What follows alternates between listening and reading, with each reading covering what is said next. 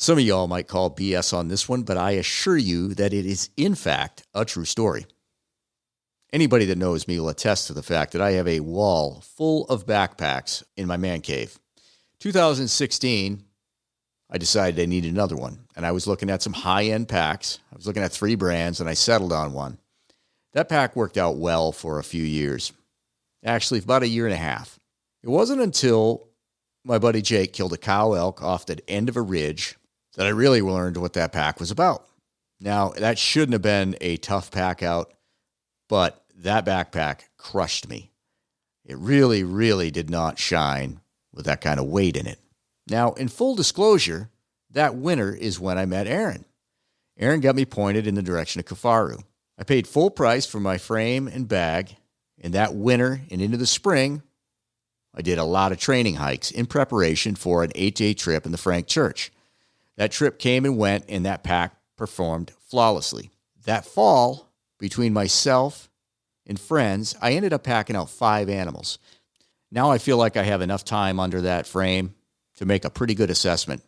That backpack's going to be heavier than any pack that you have. But when you need it, it's not going to let you down. I've got 2 bags now. I've got the 44 mag and the striker. I use the heck out of that striker. It's my everyday pack. And when I'm going for elk or overnight trips, I'm using the 44 mag. If you're in the market for a pack, I would strongly urge you to look at Kifaru, get a hold of Aron. I don't think you'll be disappointed. Heck, the versatility of that striker pack alone will impress the snot out of you. Anyways, give it a look. Seriously, works for me.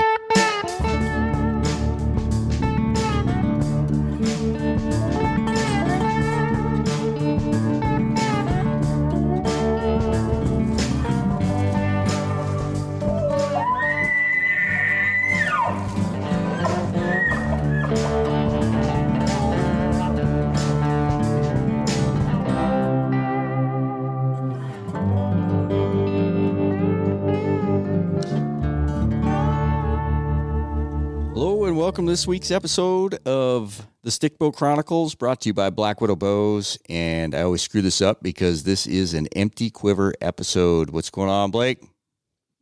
What's up, man? Oh, you know what? As the intro was rolling, I was looking at my phone, and it's official. Blackwidow Bows is now offering carbon limbs.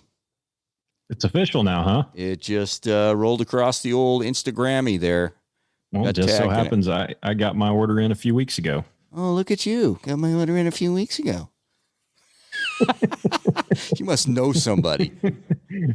I was messaging Aron when he was dying of COVID down in Texas or Arizona, wherever he was. And I was desperate to get those limbs. I was asking him to will them to me so I didn't have to wait for them to be built. Yeah, their lead times are pretty long right now. I don't know how long it'll be before I get them, but I'm looking forward to it. Got a 60-inch PSA coming, G10 riser, carbon limbs, and nice. Really looking forward to. You getting a black riser? No, that's right. It's green. That's all they had. That's all the G10 they had. They've been having. I wanted a black one, but he said that they had some green left over from doing Aron's bow, and he's, I think, trying to figure out how to get it as economical as possible. So you're not getting a black one. That is because I told him, hey, don't sell Blake a black one. I want a black one. I know. I'm getting one that looks exactly like Snyder's. I just told him I wanted a cooling grip instead of a Snyder grip just so I could be different. No, we got Aron on. He's off the throes of COVID on the in full form. In full form, and holy smokes, we just recorded this, and I've got a mountain of editing to do. He is back. He is back. And I was there to lead him along. Oh my gosh. Yeah. Yep. We'll get. It was great. It was great. It's gonna have to get chopped up about 1 million different pieces, but yeah, you're gonna hear dead. I'm just gonna get lazy, and there's just gonna be dead spots in the middle of a conversation. Be a dead spot. So yeah, it's not your phone. It's not your Bluetooth connection. There's gonna be dead spots. Yeah, we went ham a couple of times, and I had to be referee. I'm not a good referee. You Yeah, no, you're not. It was a good time though. Yep. We got anything to announce? Not that I can think of off the top of my head. I No. think we recorded over 2 hours. So if it ends up being an hour and 5 minutes, you know how much good stuff you're missing. Yes. So there, yeah, exactly. So this intro is going to be about 7 minutes. The actual audio is like 2 hours plus. But if we get an hour 30 out of it, that's going to be good. We should make a Patreon just to get the clips that we cut out of Aaron's episodes. Wow. It's good thinking. Yeah, that's a business idea right there. That'd be like the back room. Like, but you have to swear an oath of secrecy. You can't tell anybody what you hear in there. That's a great idea. That's a great idea. Huh. Yep. You can't take anything out. You just go in, listen. You can't take anything out. It's like Vegas. What happens in the Patreon stays in the Patreon. Anyways, let's wrap it, eh? Yeah. This should be a fairly long episode. So. Yeah. Well, hey, thanks to the sponsors, the Footed Shaft, Kifaru International, Selway Archery, and of course Blackwidow Bows. Keep after it. As far as I'm concerned, we're starting to wind up for a spring season. So whatever you're doing, stay after it. All right, let's get out of here. Roger out. Sir, yes, sir. What's going on, Aaron? Not too much. Just well, right now I'm recovering from COVID. Actually, I'm good now. I'm feeling much better, but I did get the COVID. COVID-aholic, recovering addict. Yeah. My advice would be, if you get COVID, don't tell anyone and just spread it. No, I'm just kidding. The best advice I could give you. Misery loves company. Screw it. I'd go in the store, lick the candy bar wrappers, lick the handle. That's what I did. You know those pizza dispensers that go in circles? Just act like your hand slipped, rub it all over the top. They blow in a bag and then just squeeze it out when you're walking through. And that's lick your finger and poke holes in all of them. And that's why you don't want to live in the same town Aaron does. Man, it was like COVID Camp 2020. We all got it in Arizona and then spread the wealth into Texas. And it was funny because Chad kept talking about his genetic superiority and how he couldn't get COVID. And then I can't smell or taste anything. You fart in my nose, wouldn't matter. No idea. Like javelinas, worst smelling animal in the world. Stick my nose right up their ass. No clue. Literally that bad. Nothing. Can't smell anything. Anybody get a picture of that? That'd be awesome. Well, I tell you what, I grabbed that. We found a dead oudad and we pulled the sheath off the horns, off the head. Stuck my nose right in that. Everybody else is gagging. I'm like, nope, I got nothing. Well, it's like bark dust. I have no idea. It doesn't smell like anything. Well, since I haven't been able to eat, I've been trying different things out. What, doesn't hurt my stomach. Well, I bought these like cheddar filled brat thing. I threw one to Chad and he's like, you could just see immediate like shit. He's like, I can't smell them. I'm like, well, you got COVID too. We all had it. Like nobody could smell anything. Like the building could have been on fire other than the smoke. Thank God we might have seen it, but we certainly wouldn't have smelled it. And how was it as far as how'd you feel? Did it kick you in the nuts or was it okay?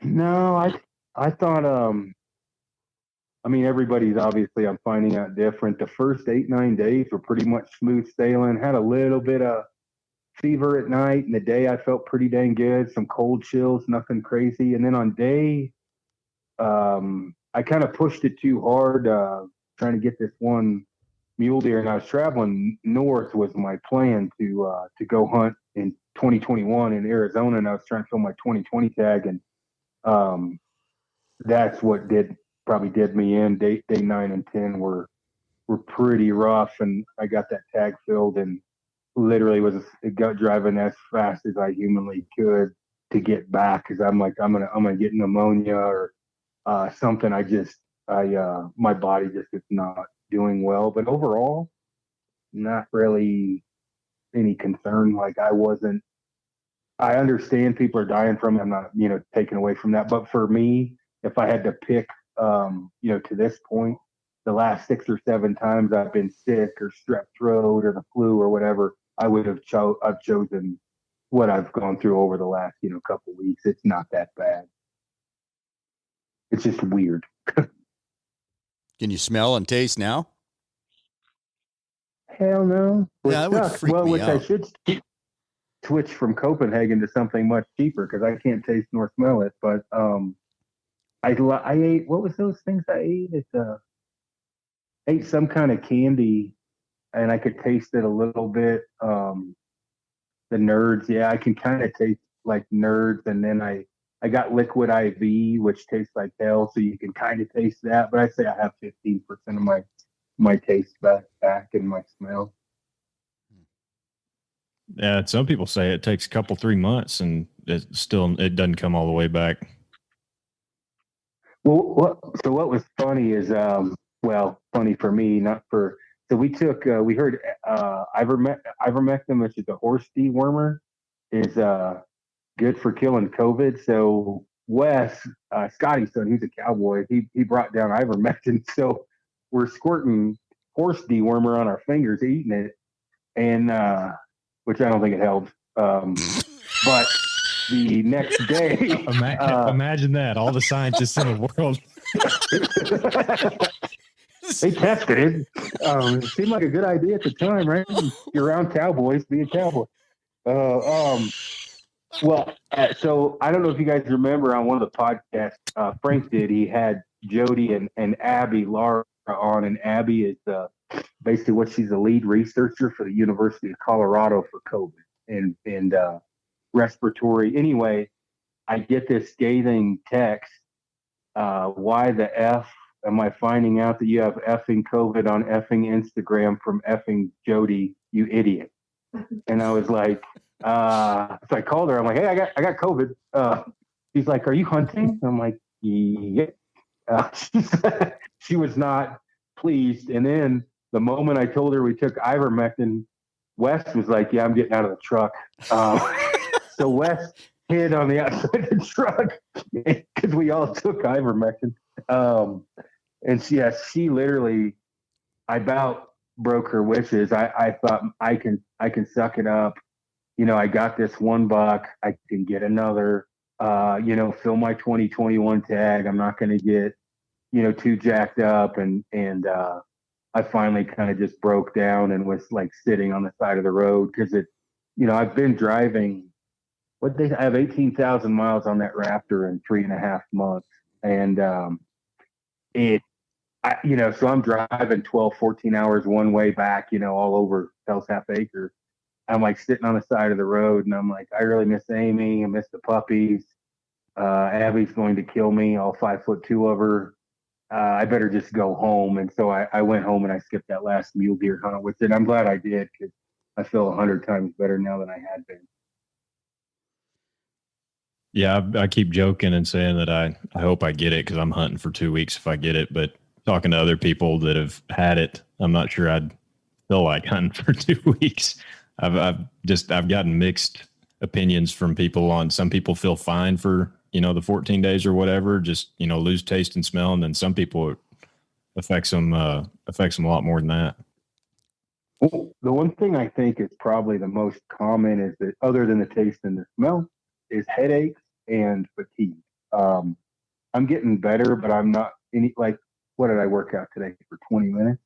And I was pretty smoked. And I didn't do anything. I did push-ups and pull-ups and curls and bench and like a straight-up bitch workout.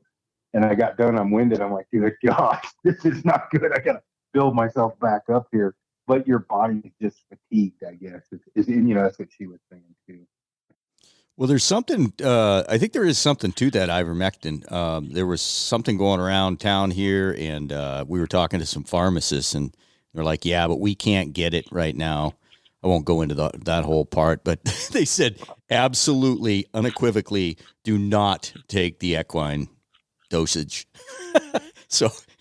Oh, yeah, we did. When it says it just goes off body weight. So we just, if you take X amount, if you weigh this much or whatever, and, it's just a paste that looks like silicone. I just squirted it on my finger and couldn't taste shit anyway. And just pounded down some water and was like, well, started whinnying. What's the worst that can happen? I did enough horse steroids before where it probably combated equipoise. That, but yeah, the equipoise, clenbuterol, clenbuterol is a horse decongestant. So, my biggest thing, I thought, man, am I going to shit my pants? Because I think it's a dewormer, right? But either way, I don't know. I don't think it helped anything, but I took it. Yeah, because I heard it was something like not when you got it, but it could help you not. You're supposed to take it before you get it. Yeah, it's supposed to be preventative. Yeah. So run to your local vet store and pick some up. Well, these guys, these guys are all cowboys, right? I mean, they're all tougher than shit. So, you don't really want to be the guy in the morning that wakes up and like, I can't make it today, because you are going to get made fun of. Oh yeah. So absolutely. Literally, I'm looking around like, God dang it, nobody. What does Scotty say? Spit the bit out. Nobody spit the bit out. I guess we're all hunting again today. Damn. It was a few of those mornings. I'm like, Scotty, how you feeling? He's like, man, it takes me about an hour to warm up, but then once I get going, and that's about how it was for me. Is I'd wake up and feel like somebody hit me with a hammer. Walk around, kind of warm up, pop some ibuprofen, drink water, and start to function. And then by the evening, I'd be sweating balls in the spirit world. Like my temperature did skyrocket a few times. The rest of those guys kind of on the other side of it now? Scotty never got too bad. He was one of those guys, a little congestion, little headache, that's it. Chad, on the other hand, he's kind of up and down a little bit, probably from all the shit he was talking about, his genetic superiority. That's...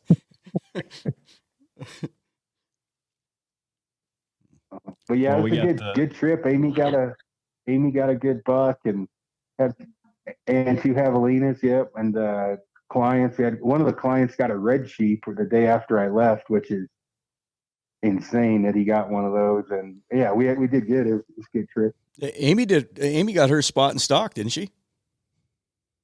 She did. Yeah, she might have been able to shoot maybe not a wide deer, but maybe a bigger deer from the kiddie pool where Cody was at. But and I'm not trying to make fun of Cody, but she wasn't having none of the kiddie pool. She's like, fuck no, I'm shooting this thing on the ground. And so she did good. She heart shot at 46 yards, or was it less than that?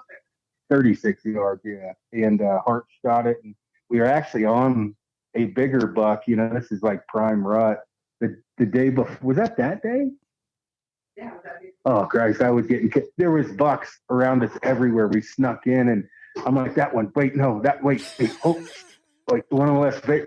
Oh, it was a shit show. And then finally she got a good shot, but I don't know if I misranged it or what, but she hit just low. And I thought she hammered it. And then I looked, it was a scar from another buck. And then we saw where she just clipped the brisket. And so we were on our way back, and we spotted this one feeding, and just got lucky. The does were down below it where it couldn't see us. We just circled around basically behind it. We had some wind, and literally it kept its head down feeding, and we just step at a time snuck in, and we got to 36. It turned broadside, and she blew its heart out. It was pretty cool. Nice. Congratulations. Nice work, Amy. Yeah, I was proud of her. First thing I saw a post was from Cody that said, I just got beat by a girl. I saw that too. I'm excited to get out there. I'm excited to see the country, and sounds like there's a lot of critters running around. That'll be fun. Yeah, I think you guys will have a really good time. It's just, I think it'll be, I get hate mail occasionally about, how much, because I've hunted in Texas and Oklahoma for almost a month. And it's like, guys, I get it in the hill country in certain spots, but by all means, you know what? Like the one guy said, if you think it's that easy, I will pay for your hunt. But if you don't kill one, you owe me 5 times that amount. And the guy was like, what? And I said, no, I'm not kidding. I said, I'll pay the $5,500 right now. You don't kill a sheep, or you don't hit a sheep, or you wound a sheep, you got to pay me 10 times that amount, or whatever, and the guy was like, well, hold on. And I'm like, oh, time to put your money where your mouth is. Now you don't want to bet, huh? It's like, it's not the gimme, I think, in that specific area. It's not like they just, I think like Jake Downs. Jake shot his off a feeder in high fence. Totally different. Not taking anything away from Jake. Right? That's just how he shot his. Shooting a 30+ inch ram in the Davis Mountains spot and stock is not the same as sitting at a ground blind waiting over a feeder. Different. Isn't it? I think people would really enjoy the hunt, if they looked into it. Perino killed a pickle over in there, didn't he? I don't want to talk about it because I think his is bigger than mine. Yeah, he shot one of the largest rams. I literally, when I shot mine, Scotty was like, "This is as big as Chris's." I'm like, "Dude, it's close. Mine's got a little more mass. It doesn't have the length." Chris isn't. I mean, I'm not taking anything away from mine because they're both world class Outdad. It's just Chris's is that level. Mine was 32.5 and 32. I think Chris's was 33.5. And 33, and that you just don't. Cresting 30 is hard enough. Cresting 33, 32 is, and the thing with Chris's is mine. I have no patience. I climbed up the side of a mountain, snuck behind them, full all go, no quit, low crawling in. Like, okay, I'm not. Chris stayed above it for 8 hours waiting for it to get out of its bed. There's not a snowball's chance in hell. Like, Rob, if I'm guiding you and you're like, let's go ahead and wait 8 hours, I'll throw you off to stand it up because there's no way I'm waiting 8 hours in 100-degree weather like he did. Chris did. He was like sucking on the mom's nipple out of his Nalgene because he only had 4 ounces of water for the whole day. And he was in 100-degree weather. So that's some commitment. But I would have been throwing rocks. Like, there's no way in hell I've been waiting 8 hours above that ram. I would have been chunking shit out of getting it to stand up. Well, the thing that jumps out at me is where in the hell does a wind stay steady for 8 hours in this world? I'm anxious to go see it. I was just going to say the thing is, and you'll see it, is if you take those wind floater things I use, the cliff is straight down, and he was directly above it. Yeah. So the wind, it may blow out above him, but it's not going to blow straight down to him because he was on a vertical cliff. So he got super lucky because even when the wind was blowing towards that ram, it was blowing out and above it, and it just skipped the ram because it was straight down off it. When you see where he shot it, you're going to be like, Jesus. I mean, it's like the cliffs of insanity where he shot that thing. Yeah, I'm going to have to steal that. I'll pay for the hunt, but if you don't kill, you're going to have to pay me 5 times what it's worth next time somebody tells me how easy killing a big buck on corn is. Does it have? Yeah, people. And I mean, go ahead. No, I was just going to say, Blake, does it have to? What can it be in pesos or what kind of currency? I might take that. It can be in rubles. I'll pay you in doll rubles. hairs. The Hamburglers. I'm glad they paid me Tuesday. No, I might be reduced to having to get like sub 15 yards on that Aoudad hunt because I can't hardly get my bow back right now. So I'm going to go get a shot of cortisone here in the next week or two and, I don't know, take some hydros with me, hopefully. I think that it's doable if you get in those cliffs like Chris did, I think it's doable. You probably have to work at it a little bit, more for that 15-yard shot. But you guys saw those videos. Scotty and I ran ahead and got ahead of a group, and I don't know, it may have taken an hour and a half, but when they finally got there was 60 ewes, lambs, and rams standing around us looking at like, what are these 2 fat guys doing? Like, we didn't think they were going to walk right to us. Like, they were 1,000 yards away walking down this rim. And so we were like, hey, let's get, where they're going to egress, basically drop down into these cliffs on these plateaus. And I literally was like, get ready to put a chew in. And I look up and I see 2 banana horns. I'm like, oh shit, they're here. Like, right here.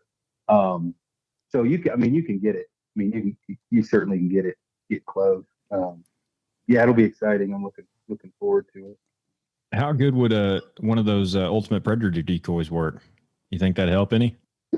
We use them about every time. Yeah. Usually what I do, like with like if Rob and I go, I strap that ultimate predator decoy to my monopod with my 15s on them. That way we're not silhouetting ourselves. So if Rob and I peek over, I'm using that decoy to peek behind. And that way, Rob doesn't have to worry about that decoy on his on his bow for one, and then two, you're not silhouetting yourself. Two fat dudes just standing out. It's not nearly as good as one. What it looks like a U looking over. So they do make a big difference. Those things haven't. They're pretty cagey, but they'll definitely give you that window to shoot if they're not scared to death. They might bound a couple times on different rocks, but they don't just blow out every time if they're not totally spooked. Now, if you walk up to the edge like an idiot, yeah, you're probably not going to get a shot. But if you're careful about it, you're going to get a shot. Hey, speaking of banana horns, I don't know if Blake, you got anything else? No, go ahead. So speaking of banana horns, you were shooting a different bow there in Arizona, weren't you? Yeah, I shot that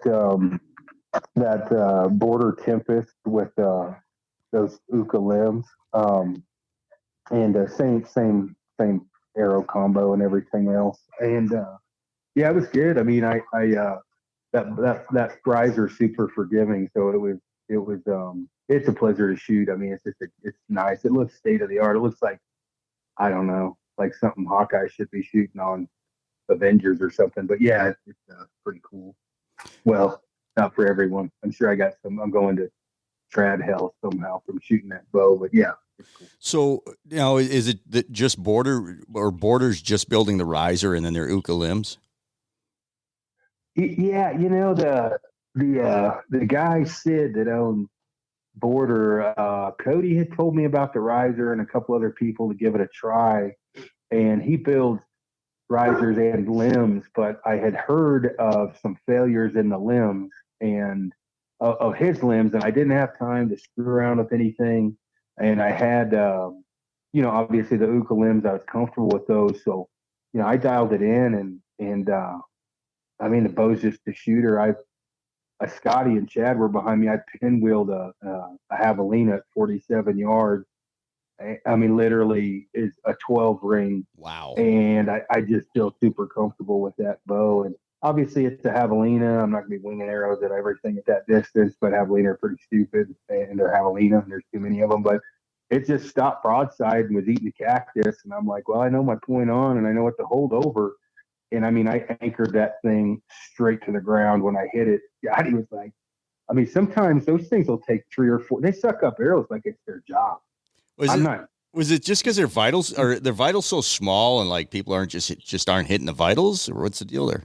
I think they're just tough. Somewhat, but I think they're just tough. Yeah, because you might want to edit this out, Rob, but I'll say it, and you can choose to do so. But I aim at the leg now. I just aim straight at the front leg, because that's what anchors them. You hit that leg, I got plenty of kinetic energy to go through. I hit one right behind the shoulder. Then I hit it again, running away through the ass cheek, came out its neck, hit it again, what looked like a double lung, and put a final arrow in the dome with it coming straight at me. That was all in one sitting, one pig. What? So it's not like we're guessing where the arrows hit. They're still in it, or there's holes there. And that pig still came at us, snapping its teeth. I mean, you've been around javelina, they snap there. They're like, you can hear their teeth snapping. Sorry, guys. And you're like, okay, well, it's still alive. And the one, and again, you may want to edit this, it's dragging my broadhead. I'm tracking it from hearing my broadhead sticking out of the side of its head, dragging down rocks. That's how tough they are. Really? I'm like, I can hear it. I would have never thought. Blake, help me out here. Oh, I believe you. I think they're the toughest animal in North America. Yeah, I've not really ever hunted them, but Cameron, he's hunted them a bunch, and he talks about how tough they are. And I know enough people who have hunted them that say they're tougher than pigs. They're tougher than pretty much anything else to kill with a bow. Not necessarily tough to shoot them, just tough to kill them and find them. Oh, no, they're dumber than a box of rocks. I mean, you walk right in the middle of a group, they're begging for arrows. They're like, oh, you going to shoot me? Go ahead. So they're easy to stock on. The problem is they don't bleed a whole lot, and they hide. They bury up real easy. The only thing that saves you is they snap their teeth when they're pissed, and generally an arrow, hitting them helps them snap their teeth. So, I mean, you shot 3 and killed 2, though. She hit 1. Yeah. She put 1 straight in the femoral artery, and we had to shoot it again. And she that was an iron will wide, bleeding like crazy. And we had to put another arrow in it. They're just tough critters. I mean, and they smell that's like what I've heard. I mean, they smell bad. Well, you've been telling me to bring more arrows. I believe you now. I will be bringing a pile of arrows. I tell you what, if you kill one, but you're packing it out, the guide is not packing out shit which has to do with a javelina unless we put it in a garbage bag. Well, dude, that smell does not come out. Yeah, you got COVID. You got COVID. You don't smell them. Well, I'm going to smell my pack when I get my smell back. If I put it in my pack, it doesn't go away. Just do a giveaway with it. I was going to say, I bet you know a guy can get you a new pack.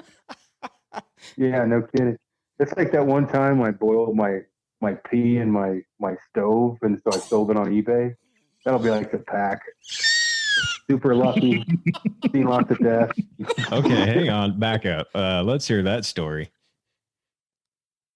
You didn't hear that one? So I've been known to potentially probably push it maybe a little bit harder than I probably should, right? So I did this crazy pack in. This is when I was working construction, so one of those general drive all night, pack in things. And I got to the trailhead at like 6:30, and I packed in till 9, and I actually blacked out, blowing up my air pad. That's how much I pushed it. And so I'm in my little bivvy tent. This is when I was in poverty and had crappier gear and some decent gear. And so anyway, I can't believe I'm telling the story again.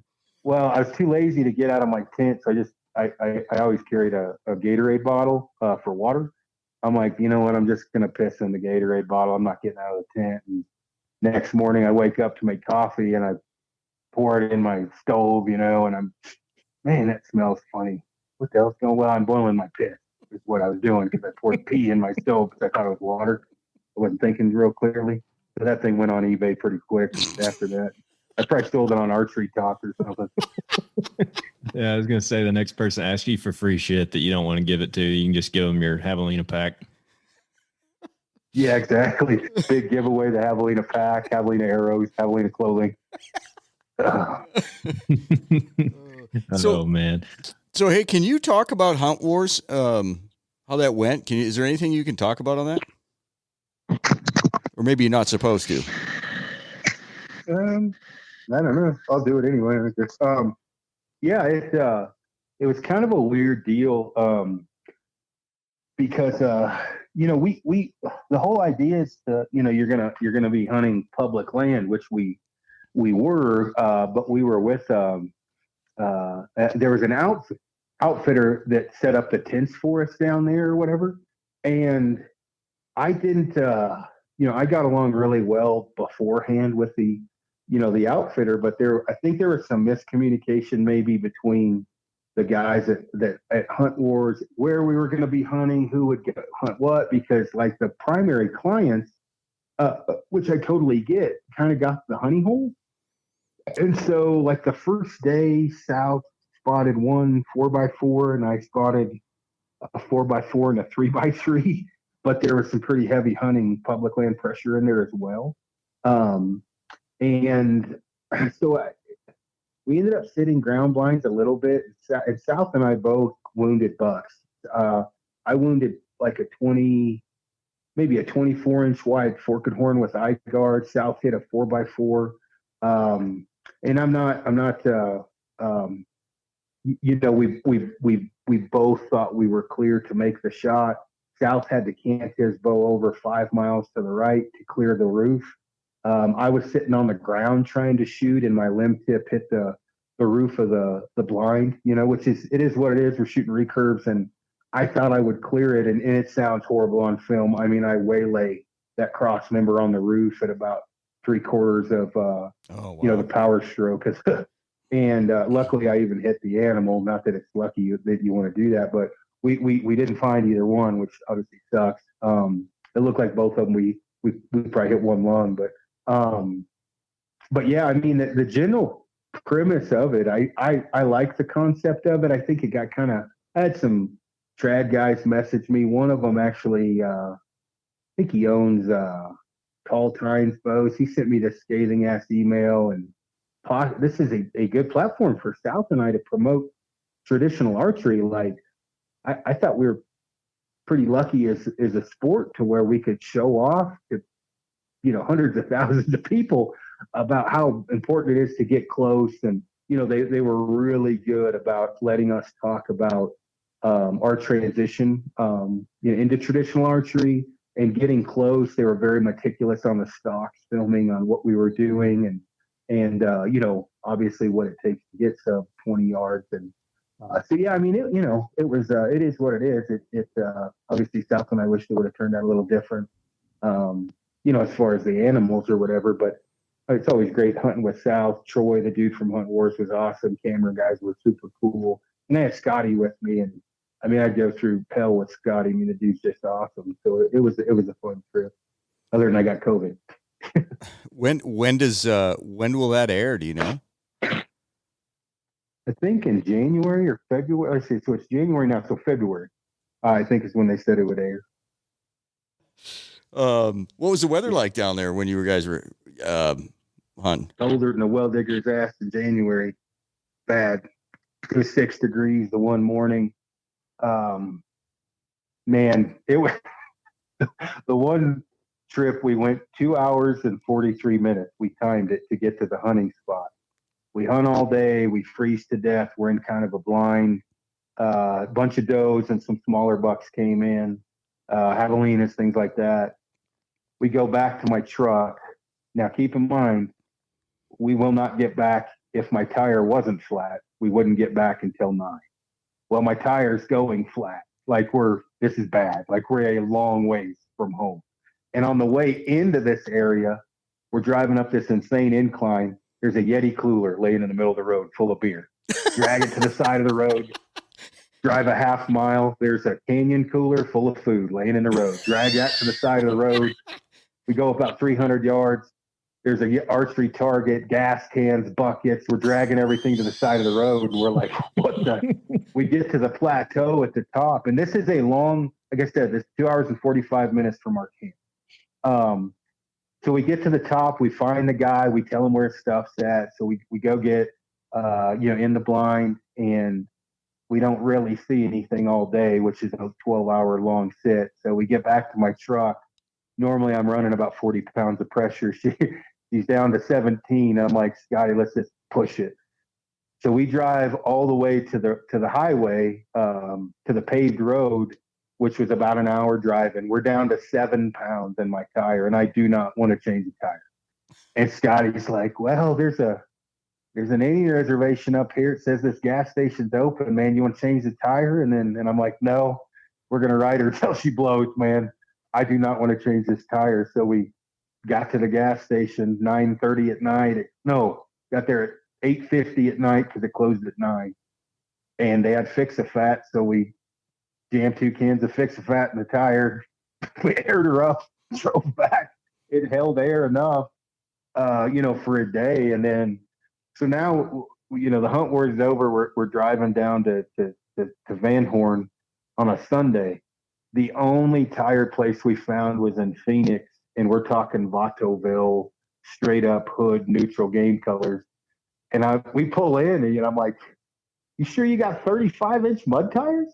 Oh yeah, Holmes. And I'm like, what kind? Because they were only $800 for 4. Usually what I put on my truck's $1,200 to $1,600. Yeah. Mounted and ballast, $800. They were called Americanas. I tell you what, those tires are awesome for the money. So they mounted up, and I felt bad because we had Fix-A-Flat 2 of the tires, and then there's Fix-A-Flat all over the side of my truck because it was leaking out of the hole. So it's like all sticky on the side of my truck. It was a rough go of it there for a few days, but we got new tires, and I put 18,000 miles on that Raptor in 3 months. So there's been a lot of oil changes going on. We stopped and got the oil change and washed it off, got some of the Fix-A-Flat off the side of it, and yeah, it was interesting. What did you guys stay in when you were hunting the Huntwarz? Waltons, Davis Walton. Oh yeah, cool. Yeah. Oh yeah, he's a good dude. And Davis tents are amazing tents. There's a lot of good wall tents out there, but Davis makes real good stuff. Yeah. Oh, you know what? And he also he kicked in $1,000 on the Cody Robling GoFundMe. Oh, that's cool. Yeah, Will did. I saw the name. I was like, wait a minute, that's Davis Tents. So, anyways, derailed the conversation there. Go ahead. So what have you got between now and our hunt? Man, it depends. We got clients coming in for mule deer right before you guys come down. And then I probably, if I don't know, honey, am I going back to Arizona? We're contemplating if I should go back down to Arizona and try to finish out the. I got a tag with Big Chino Outfitters. He and I kind of got to be friends from one of the Total Archery Challenges, and he wanted to get a stick bow guy down there, and I was trading him some packs and stuff for it or whatever, but he was super cool about it, with me getting sick, and he said, hey man, we'll reschedule, you can come down later. I think the biggest thing was the deer cranking like crazy. He wants me to shoot a giant, and I'm not down there, but it is what it is. Yeah, I think I'm gonna go to Arizona January 2022. I'm hoping. And then Colorado again. This might be the last year. My unit's probably gonna creep in Colorado, so probably gonna take advantage of that while I still can. Yeah. No, that's cool. You're fixing to. We probably should talk about. We should probably talk about a bunch of other stuff so we can delete the portion of me going ape crap on. Well, I won't say their names again. Might not be a horrible idea to add a bit to this. I could hear delete that out of there. I could hear it in your voice. I know it will add. I don't know what we'll add, but I could hear it in your voice, and it started to crank up. The tone got higher. I'm like, here we go. Forgot I had this delete button. If I was editing this podcast, I would leave it. my thing, like, kind of how I'm, obviously, and I've had a lot more time to think lately than normal with 12 to 14 hour drives and ground blinds and sitting back glassing. But, when you look at the outdoor industry and traditional archery, whatever, within reason, obviously, we're all, if you're a total ding dong and, looking like you're dry humping a mule deer, I get it, right? We don't want to support those guys, but we're all kind of in this together. And the thing that I've, seen, from the outside looking in as a newcomer to traditional archery, when I first started this is, the numbers, right? There's just not as many traditional archers out there because of technology, right? Most people want to hit the easy button, and that easy button, a compound is easier than a rifle, and then a rifle is harder or easier than a compound, and compound's easier than a stick bow, and a blowgun's harder than a stick bow, however you want to look at it. But we're all kind of trying to do this together, and we got enough issues, and so it's really, really, really starting to push my buttons more than it probably should when I see that, crap talking and browbeating and just down, playing other people and what they do. It's really starting to probably affect me more than it should, especially the more I sit and think about it. Because, I don't know, Rob, are you going to retire from Stick Bow Chronicles? You know what, though? I honestly, especially this last month, I just feel like maybe I don't follow like a lot. I don't follow a lot of accounts. So maybe I'm not seeing it. And I know the guy you're talking about. I know another one. There's a couple guys that are constantly negative and it's, it's insecurity. And they want to be somebody and this and that. Like, man, we have such a good thing going. I guess I don't focus on it. And that's not normally my personality. I usually do tend to focus on the negative and get a little wound up. But man, I don't know, like that whole Cody Robling thing and just some other things that have happened recently. It's like, shit, there's like 5 guys in the back room chirping and we're just like, shut up, keep going, man. I get wound up enough for both of us, I think. Yeah, I think what happens with me is what I see on the back channels. Yeah. Where I get frustrated. I see screenshots and things, and I got thick skin. I'm not talking about me. I'm talking about in general. There's Blake brought up like Texas hunting. So this year, and this does have a little bit to do with me, and it's more of comical value. As you guys know, I had to cancel multiple mule deer and moose and whitetail hunts and things like that because of COVID. Is what it is. It's life, right? Just figure it out. So, pretty easy decision for me to, all right, I'm going to go hunting in Oklahoma and Texas with Scotty for mid-October, November. I was truly amazed at how many people were messaging me about, am I going to do any real hunts anymore? And, just things like that. That would piss me off. Yeah. Well, it's like, one, we're in the panhandle of Texas and Oklahoma. These aren't high fence deer. I mean, you do have to hunt them. But 2, I just love hunting. And if my opportunities, like Amy and I got you a buck, and we got me a buck with a rifle on this crazy ass tag we got, and I'm just trying to fill in space to go hunting because I love to hunt, like many people are. And how people turn that into something negative. They're like, half the animals you shot were in Texas or Oklahoma. Yeah, you're right. They have a high bag limit. And I filled every tag. Yeah, well, of course, yep. I probably killed 30, 40 animals this year, and probably 15 of them were in, when I say that, horned animals, not counting does and stuff.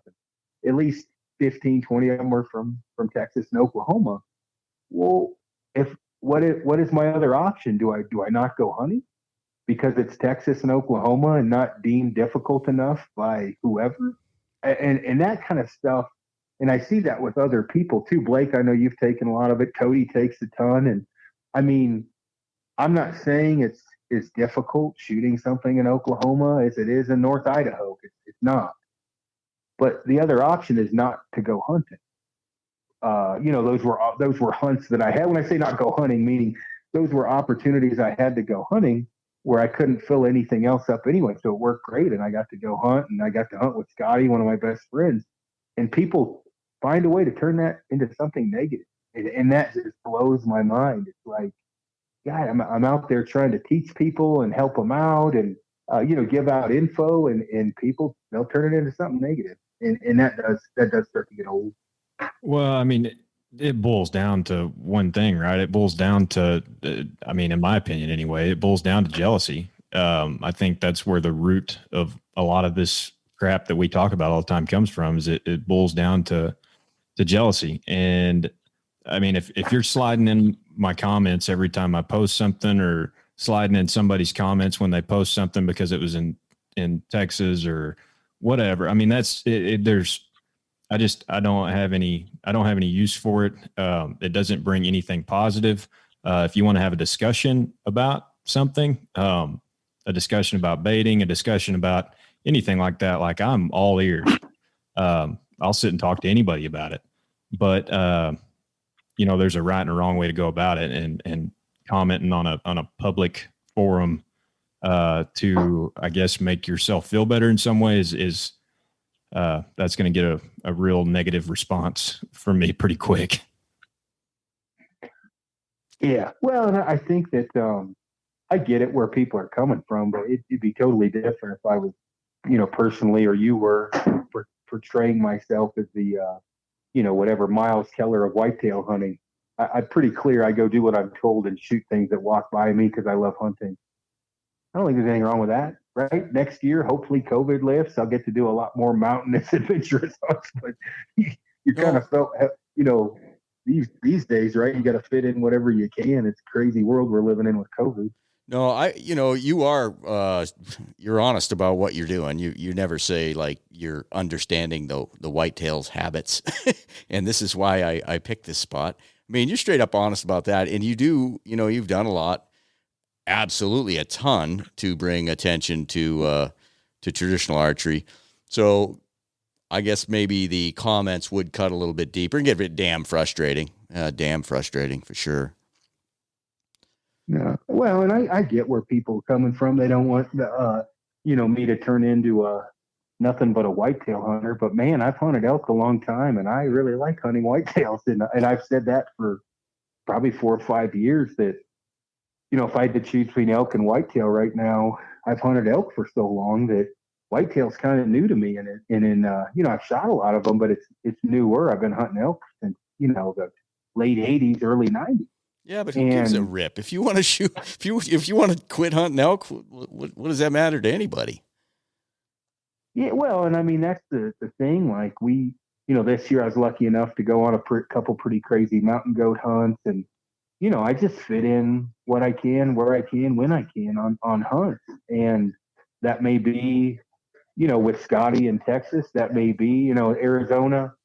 I just shot a public land buck. I got lucky in Arizona. And that's the hunt that fit that. There ain't a whole lot of going on in the end of December, beginning of January, right? That's just what fit in. And so, COVID has really, screwed up. What did I miss? Honey? 2 bear hunts, a moose hunt, a whitetail hunt, a mule deer hunt, all from COVID. So I try to pack things in where I can. Yeah, it's going to be really interesting to see how how our friends to the north there in Canada survive if they got to go another year without border crossings, because those outfitters up there really took a hit this year. Oh man, I was just talking to. Well, I'm not going to mention names, but you guys know how many outfitters I'm friends with all over the world, pretty good amount, and you can only handle 1 year without getting paid. I mean, it's just bottom line. And when you look at some of these places where they're in the NWT and the Yukon, stone sheep are 35, 40 grand. You're looking at 28 to 30 grand in some areas for doll sheep. Moose are 25 plus thousand. They got plenty of people that want to pay it, but when you can't cross the border, you can't make that up. And I mean, what's the government going to do for them? I mean, I will bring up Jeff Lander, a very good friend of mine. He's a guy I mule deer hunt with and bear hunt, things like that. And I mean, what's that dude supposed to do when you take 40 bear clients away and 12 mule deer clients? And that is his job. He's an outfit. But, I mean, what is he going to go change tires at Big O? I mean, all he's known for 30 years is outfit. And they're all of a sudden they're like, oh yeah, you can't cross the border, so just suck it up.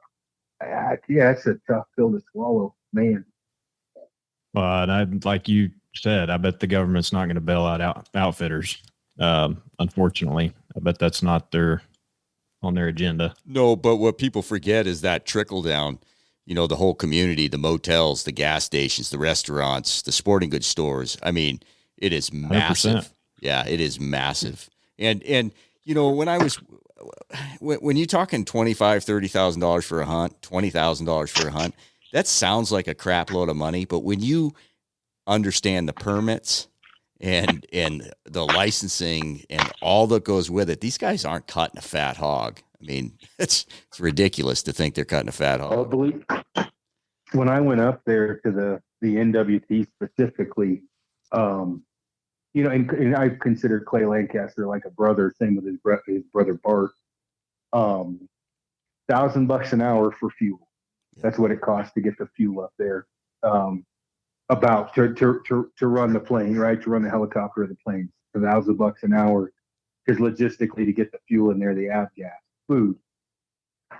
What would you guess a Red Bull costs in Norman Wells?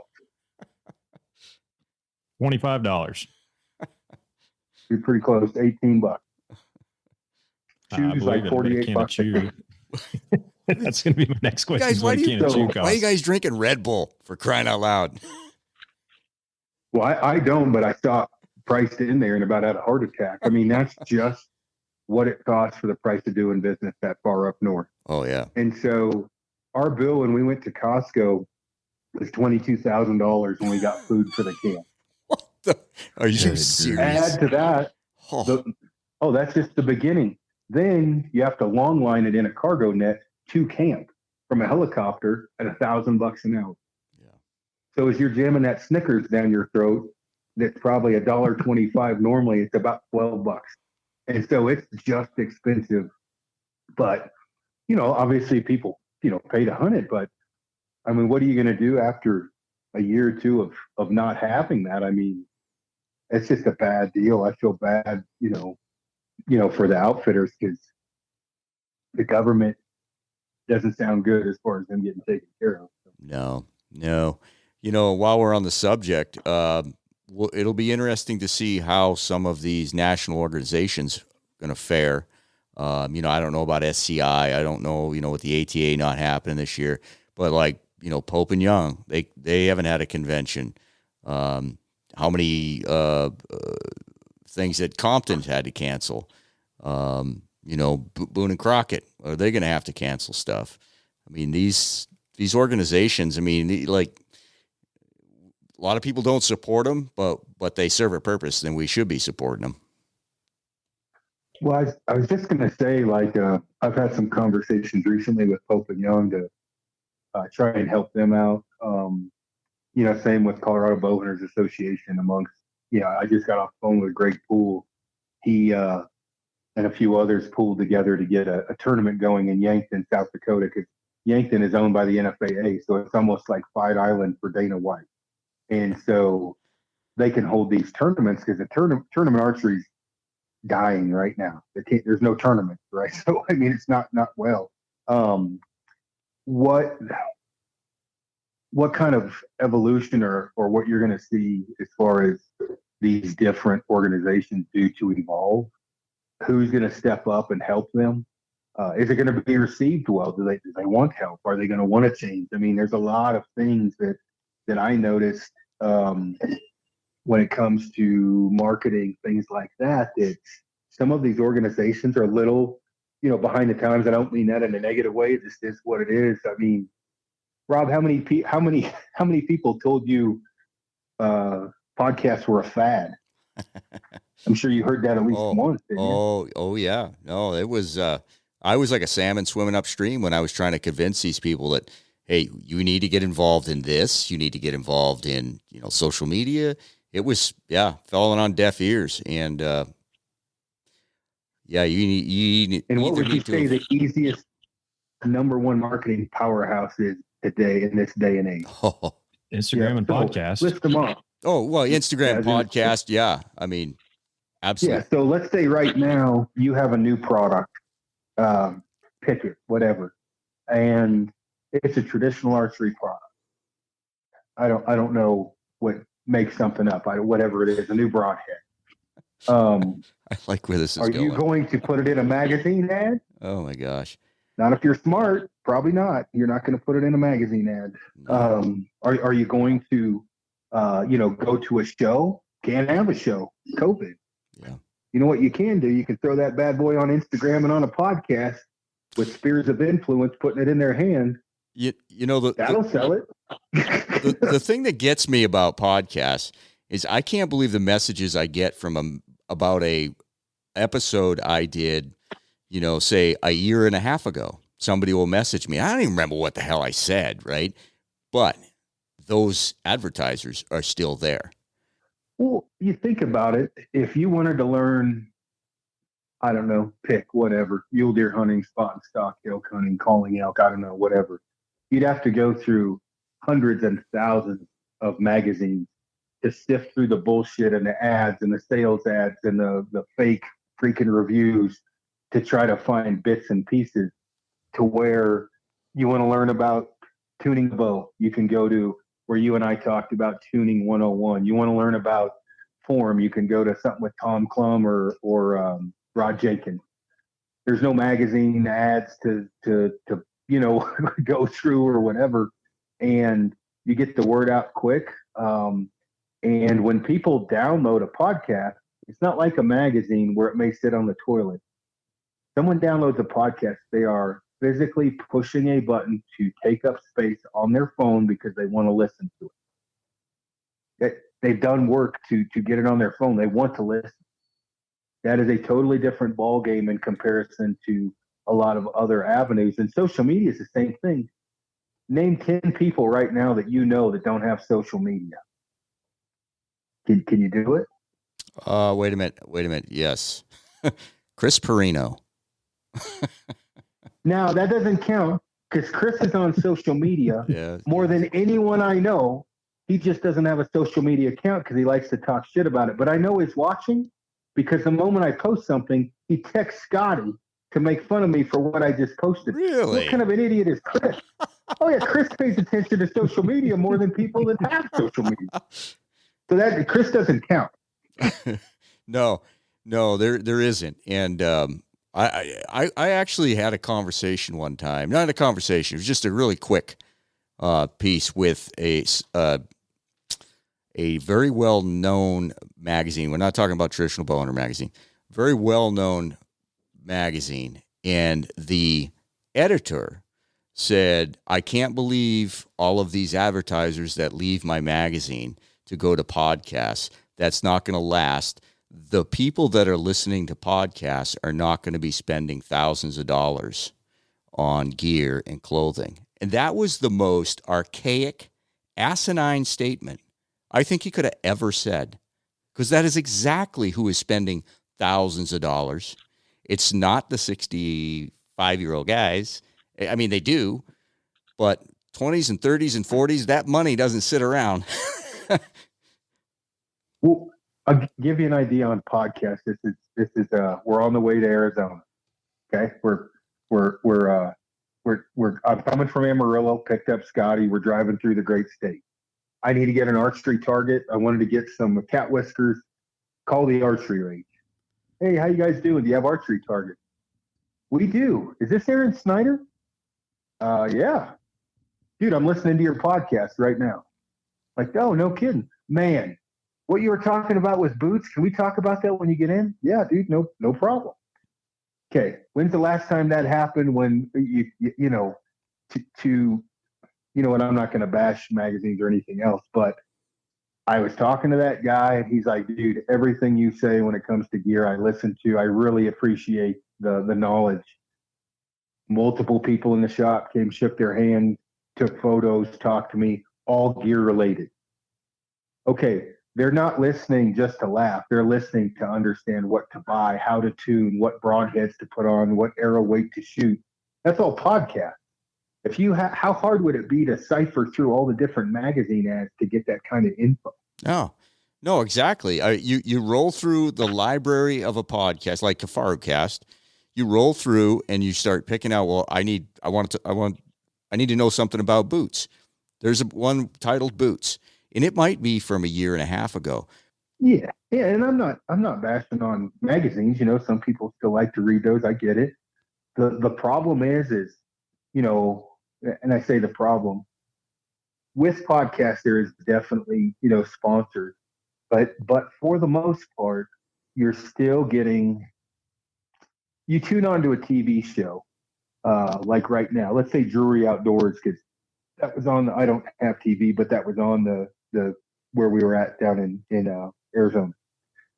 Okay, I had this Huntcast thing I had to listen to. I had to listen about ground blinds and some shit you throw on the ground and what broadheads in this bow. And out of the 45-minute program, I think 28 minutes was actually hunting. The rest was sales ad. Yeah. Okay, is that sales ad?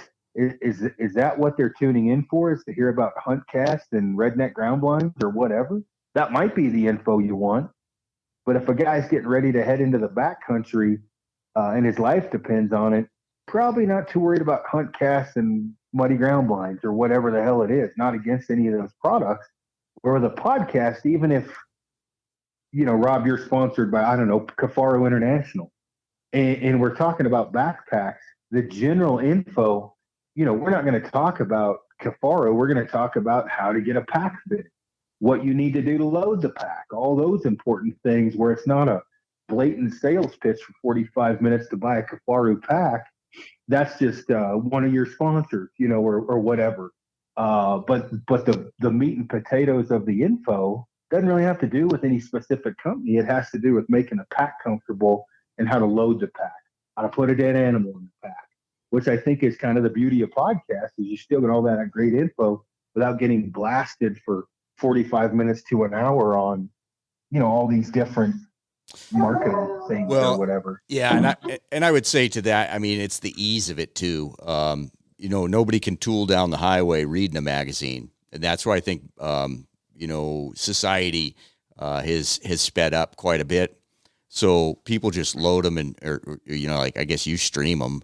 You just load them and drive and listen, right? It's not going to be reading a magazine and driving. Yeah, no, I agree. And I totally obviously missed that, but I agree completely because, I don't listen to very many podcasts, personally. But when I do, I'm driving down the road and I'm going to beat my dogs. Sorry, listeners. I'm actually not, because they'll probably eat me. They're too big to beat. But when I need to, when I need to listen to something, I just throw it on the stereo and drive down the road and listen. And if it's important enough, I need to listen again. No big deal. Like on the way back home, I'll re-listen to it. And that's for photography, archery, anything. Well, I think I'm a good example of this. So I can count on zero hands how many magazines have cost me money. And I've spent thousands of dollars on stuff just because of podcasts in the last few years. And that's just the way that things are going. It's just interesting because like I said, I don't think that I've ever picked up a magazine and read it and paid any attention to any kind of advertisement that's in it. And a lot of the reviews and stuff that are in magazines are bought and paid for anyway. They're awful. But I do like, there is a beauty to a good writer, that can weave a tale. There is something to be said for it, but going back, I think go ahead. Well, that's totally different. I agree with you wholeheartedly there. That's the difference between reading an article about someone's adventure. Yeah. Is totally different than reading some BS review that they're paid for to talk about. You know what I mean? Like, I agree with you. I get into guys' articles. Yeah. That part I love. It's the other stuff I'm talking about. And I agree. A good writer can encapsulate you and suck you in like no other. But same thing when you get three guys BSing on a podcast, they'll suck you in too. Same principle. I think where this started though is organizations that have not. I think some of them have. They have not recognized the power of this new media outlet. Podcasts, and I think a really good example of that, and it just still makes me laugh today. Is when they were doing Fred Bear Field Notes. And they were fantastic. That podcast was so entertaining. That guy was just reading through the book, Fred Bear Field Notes. But then at the end, Bear is advertising all of their compound bows. It's like you're missing, there are missing. I'm David Blanton. Oh my and God. Here's the price of the Kuma 30. Remember that? Oh my God, dude. Oh, yeah. The more bang for the buck, the Kuma 30 at a store near you. And I'm like, yeah, I'm sure Fred Bear wanted that. Well, it was so off base, and I talked to Jack over there, Borsling, whatever his name was. I'm like, man, I'd really like to help you guys out. And he's like, nope, this is what we're doing. I'm like, really? Because I'm not smart and that ain't a good idea. I know that. Well, I totally get, hey, go check out beararchery.com. I mean, I get that, but do you think David Blanton brings the true essence of Fred Bear out? No. Probably not, right? David Blanton, I'm nothing wrong with the guy. I don't have an issue with him, but I mean, you want to talk about taking a gold nugget and throw it in a mud puddle? Well, they had it, and they chunked her in the mud puddle. That was my point exactly, and that's how we kind of spun off. That was you and I talking. That's how we spun off the I Hunt Close idea, was based exactly on Fred Bear Field Notes. Yep. Getting stories from guys hunting just getting a story and nothing but a story. No BS and just hear the story. Well, and I you talk about storytelling, right? a pod. Okay, you get a guy. We just had one in hunting camp, right? He owns TSS Shot, a shotgun shell company. It, anyway, friends with the dude. Literally, and from the moment he started talking, I literally looked like a kid looking up to his grandpa listening. This dude was so funny. Now, at no time did he try to sell me a shotgun shells, although I've heard they're unbelievably lethal. They make all kinds of, predator hunting and duck hunting and turkey and all kinds of shit. And the dude literally, though, like the moment he started talking, I'm like, I have got to get this guy on a podcast. Like my stomach hurt when he was telling stories. I mean, and again, like on my end, right? Like I'm talking and listening for a living, basically, right? Like I'm always on a podcast, interviewing someone, whatever. And this guy starts talking about duck hunting, which I could give two shits about, right? I don't care about duck hunting, but him telling these stories about duck hunting, everything else, I'm like, this is why podcast. His name's Blake Rice, but guys like him are why podcasts are successful. Is the moment he starts talking, everybody's like, oh my God, I got my Uncle Frank is just like this dude. And he's telling me about he threw his jacket on and the keys fell out of his jacket into the drink. And now they can't get it rekeyed because they have to have it towed to the dealership. So they rent an F-150 from U-Haul. And then the tow truck driver disconnects this linkage, but the guys at the dealership are too stupid to reconnect it. So now they got a key, but the truck won't drive. So then the tow truck driver's on speaker, and the guys at the dealership, are you with those done son of a, in Paducah? We'll tell those idiots to go hook up the link. And I'm like, and he's telling this story, and he's just this little short ginger dude. And I literally am laughing so hard, and I'm like, I know nothing about duck hunting, and I probably don't have that many listeners, but I'm getting this dude on the podcast. He's hilarious. But that's the premise behind a podcast, is to get people to feel like they're sitting with their buddy, listening to three dudes, talking crap or whatever, right? I mean, we think about it. How many people listen to that podcast with Cody Greenwood? Oh gosh, that we did recently. I haven't looked how many times that thing was downloaded, but the social media blew up for days over that. Okay, was it so they could learn how to mule deer hunt from Cody? No, it's because it was funnier now. No. Exactly, and people could relate to what he went through. Yeah, and Cody's hilarious, and he didn't hold anything back. Well, can you get that from a magazine? No, and I don't think you can. No, you're absolutely right. You're weaving entertainment with some information, and some of the episodes will be heavier on teaching and information, but you still make it a little entertaining, right? So it's a mix for sure. Well, in some episodes, you're going to be a little less entertaining and more educational. I mean, you've got to have some of both. Oh yeah. And I mean, Cody, just anytime he starts talking, just knocks it out of the park being funny, whether he's trying to, I mean, when he said they put me in the kiddie pool, I literally put the phone on mute because I was laughing so hard, because I'm like, I guess he knew that's what we did to him, because we certainly put him in the kiddie pool. I mean, that's what we did. And we never said that to him. We didn't say, hey, you're going in the kiddie pool. We just were like, hey, we got, let's go get in the tree stand. But he is so candid about what he learned and did wrong and everything else, that I think people just ate that up because they could relate. I mean, when I hunt, go ahead. No, well, here's a problem though. It's funny. It's kind of a problem. You can have people that are the most accomplished hunters, or they could be like the top of their game, but if they can't tell a story, it is so hard on the host to make it entertaining and to drag it all out. I mean, not everybody has the gift of gab. Cody does. Cody does for sure. And he's easy. He's an easy interview.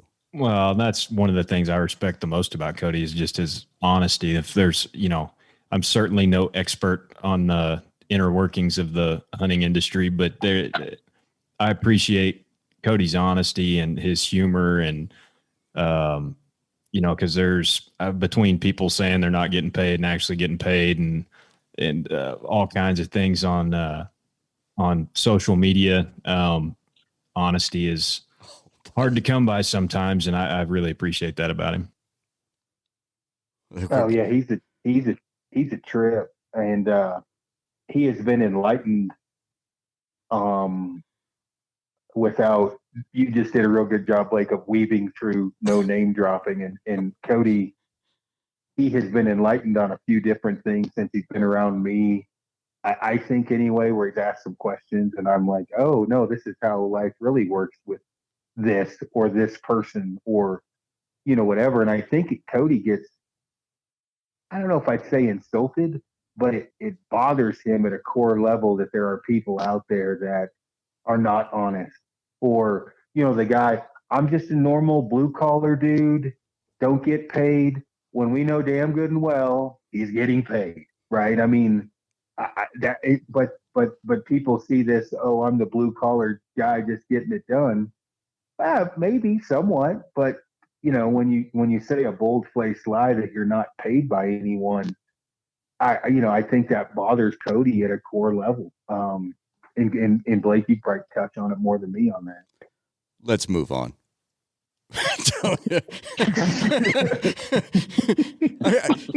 There's nowhere in this world that anybody would have thought I would be the referee, the guy pulling the reins in.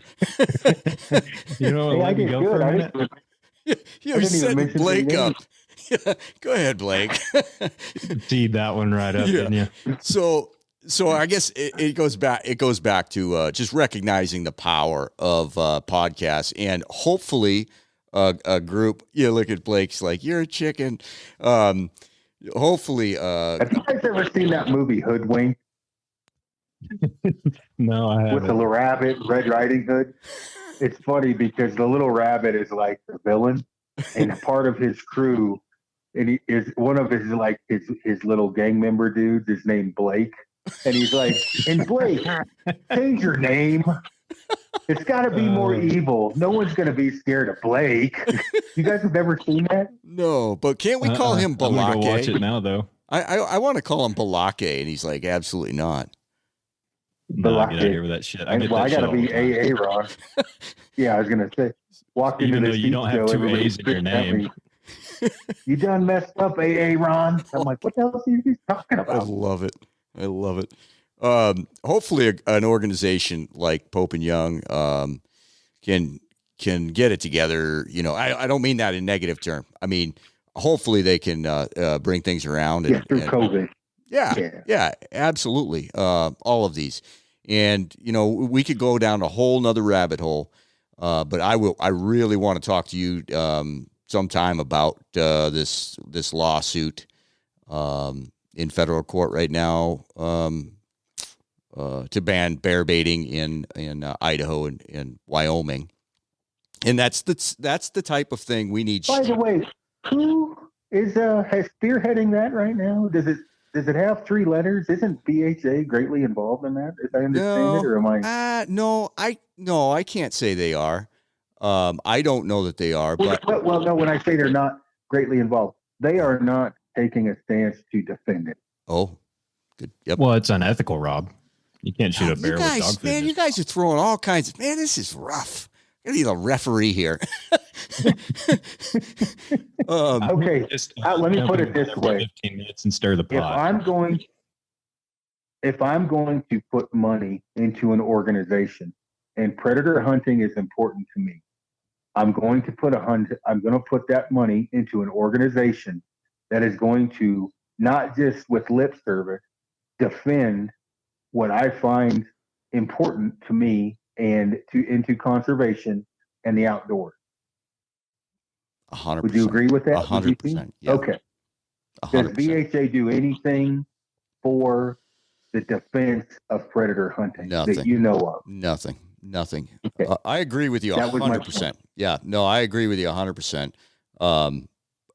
My thing right now is pointing out that whether or not you believe you do it, whether or not you think it's ethical or you think it's something you partake in, I'm trying to get out there how important it is for a state to have the right to manage game animals, be it predators, ungulates, whatever, because this is so important in Idaho. I can't speak for Wyoming, but it's so important in Idaho.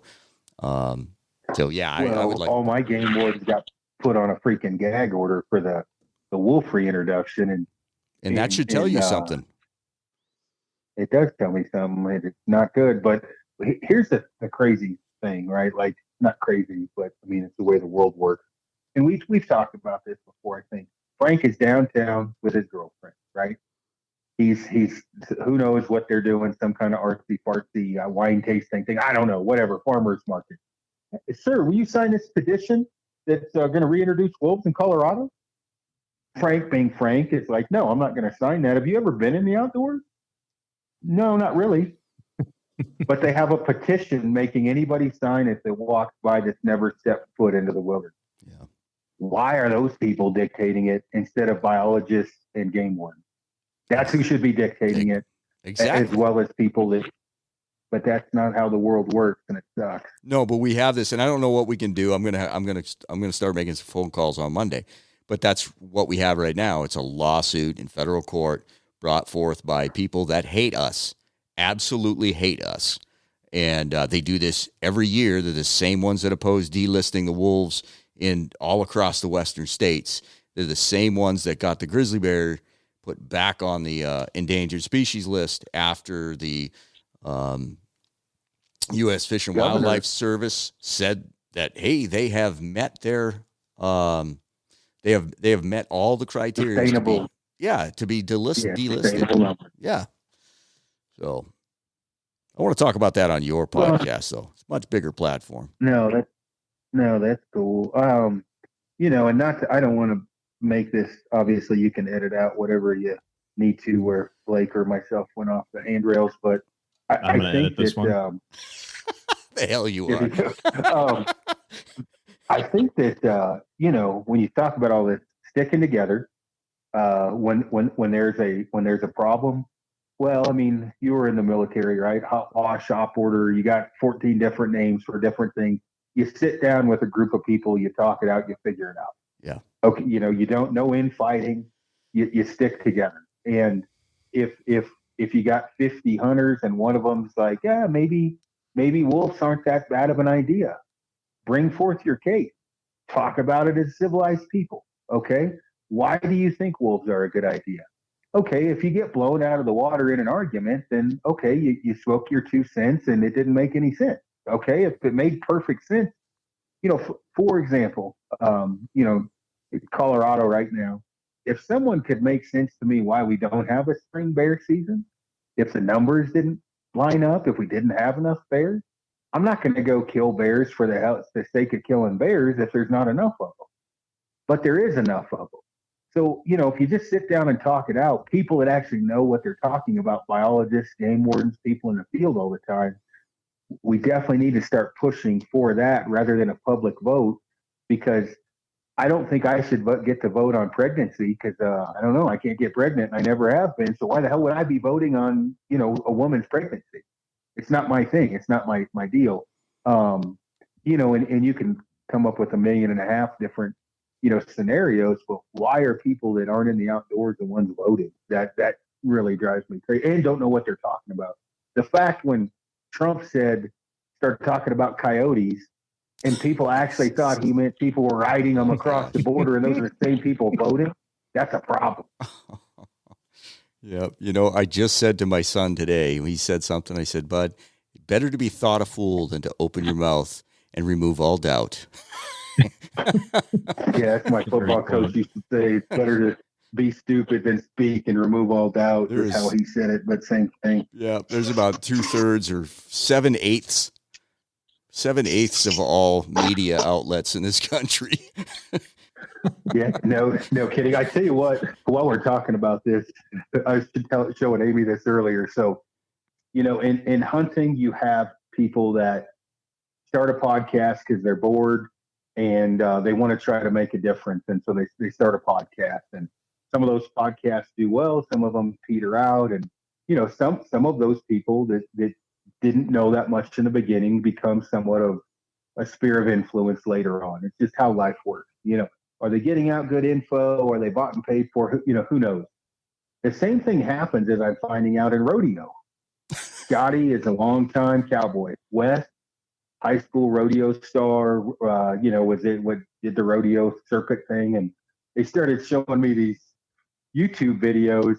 I can't remember what the guy's name was, Dale Bryson, where he's talking about I'm a super puncher. Oh, yes. I know jack shit about I love that guy. cowboy. Oh, yeah. Yeah. So Dale Brisby. I tell you what, Dale Brisby, I think I'm going to be the new Dale Brisby for archery, because I've already, when I watched that, thought I can make a video about backcountry hunting way funnier than this, and have David D. Austin video it and be like, one compass? Hell no, I've got two. You don't have two compasses, you're not a backcountry hunter. I thought about a million scenarios. Oh, man. I'm looking forward to that. That guy's you think of, oh my, I don't even know shit about cowboying, and I thought it was funny. I watched it over and over, and I don't know. Yeah, exactly. Backcountry hunter. I kept saying that when we were on horseback in Colorado. I kept looking back at James and saying, "You ain't no cowboy." Well, you're from Texas. You're already good. He's from Utah. He doesn't count. You already have the genes of a cowboy, and you're just from being in the Lone Star State. I myself know nothing about horses, but I certainly know about backcountry hunting. So I'm watching that Brisby dude, and I'm like, okay, I can make some pretty good videos with Frank and I about backpack hunting or backcountry hunting, because you think about it. Yeah. How many? And there's nothing wrong with this, right? Like I'm blessed. I get to hunt a bunch, and I've gotten to hunt for 20 years, a ton.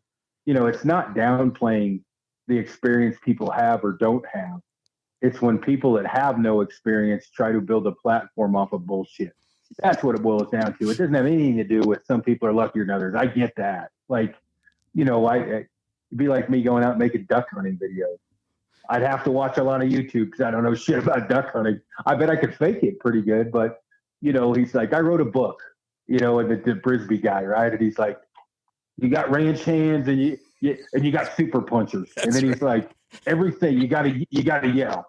And he's like, you don't leave your horse, and he's on top of his horse pissing, going, yipping and and I'm like, oh, and so I'm like, I didn't understand where it came from, and they were like, oh, there ain't a dude in Texas that's not a super puncher. Like, they were just talking about all the ranch hands and fakes and all that kind of crap, and I was like, yeah, I guess it's in everything: photography, hunting, fishing, cowboying. It's everywhere. It's my buddy Jake. Every time he gets a new piece of gear, he always messages me, like, hey, I just got some new boots.